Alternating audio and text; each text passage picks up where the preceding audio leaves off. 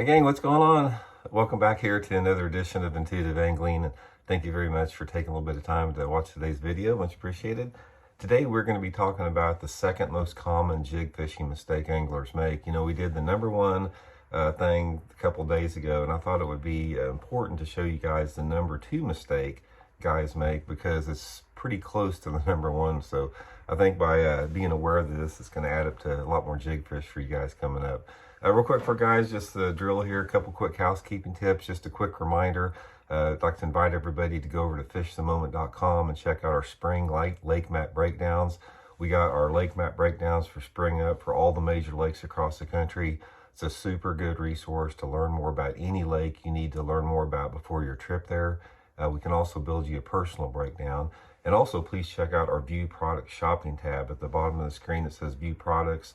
That's 30 products I put in there, and if you click on the product that you like and then click again once it takes you to the site, that's the best way you can do to support the channel here. So much appreciated. Okay guys, jig fishing, lots to talk about on it. You know, we've done a lot of different videos on jig fishing, and we'll keep doing it because in my opinion, jig fishing is probably the best way to catch quality bass. If you want to catch quality bass and you want to consistently catch quality bass, you got to be a good jig fisherman. And there's so much to know about jig fishing because there's dozens, right off the bat, there's like dozens of different types and styles and categories of jigs. And there's subcategories within those categories. And then there's dozens of different details on each particular jig. That's just the lure. And then there's how and where to fish them. So you got a lot to talk about there. So anyway, guys, I'm going to talk about, and I'm going to give you guys an example here. The second most common mistake guys make when they're fishing jigs is they simplify the colors too much. I know everybody wants to do that. I know when I look in people's tackle boxes a lot of times, like on my on the water lessons I do, a lot of guys want me to look in their tackle box and sort of like tell them what they need to get or what they don't have. Most everybody just has too simple of a color selection. And I don't mean that you have to go out and spend a ton of money on different colors. What I'm talking about here today is the color of your jig matched with your trailer, as we're going to talk about here. I'm going to give you 4 examples. So, okay, this is just one part of it. Now, what I want to talk about today is the black and blue jig. Here's my Blockit Old School jig. And you guys can get them at Baitworks, link in the description, quick plug there. This is the black and blue jig. Now this is probably one of the most common colors in bass fishing out there. Now there's a lot of different colors, but we're going to talk about just the trailer combinations on the black and blue. And again, you got dozens of different other skirt colors, and they all have trailer variations too. So this is just like one microcosm of jig color. So I want to talk about 4 different applications. I'm going to show you 4 black and blue jigs with 4 different colors of trailers and tell you guys right off the bat when you want to fish it.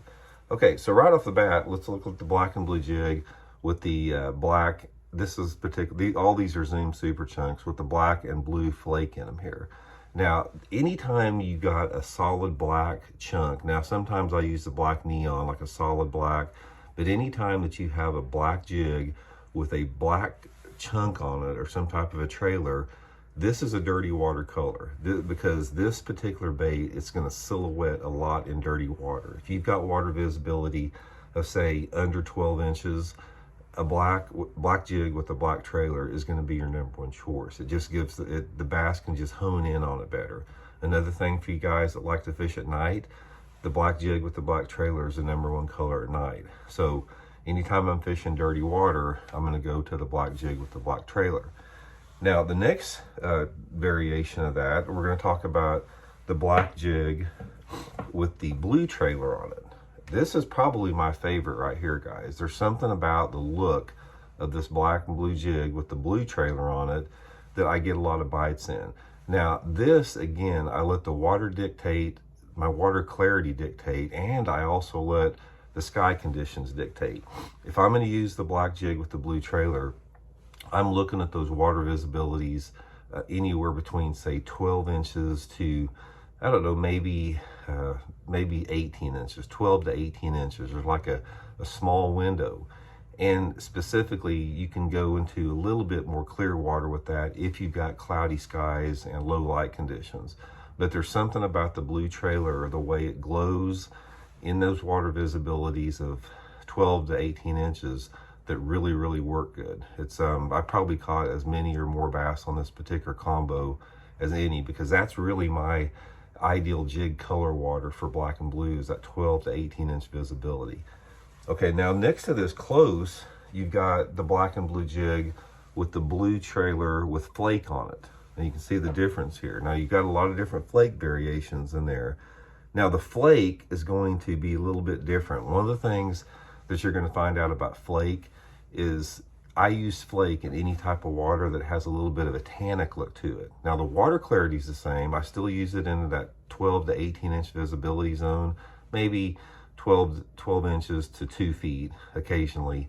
But one thing I found out about the trailer, guys, when you've got flake on it, it works really good in that tannic water normally associated with grass. So if you're fishing, you know, any of the Gulf Coast states, Texas, TVA lakes that have grass, up north, like in the northern states that have, you know, submergent vegetation, anywhere there's grass, even like here in my part of the country, if we have some flooded water willows or something like that in the water, or the flooded gator grass like they have down in Lake Dardanelle in Oklahoma, or Lake Dardanelle in Arkansas, you will find that they will bite a jig with flake in it a lot better. And finally, for the fourth one here, the black and blue jig with the green trailer on it. Now the green trailer, it provides a little bit of subtlety. It's not as obtrusive, it doesn't stand out enough, but for whatever reason, this is an unlikely combination, this black and blue jig with the green combination, with the green trailer on it. Guys, I catch a lot of fish in this particular situation, on this particular jig, when those water visibilities are 2 to 3 feet.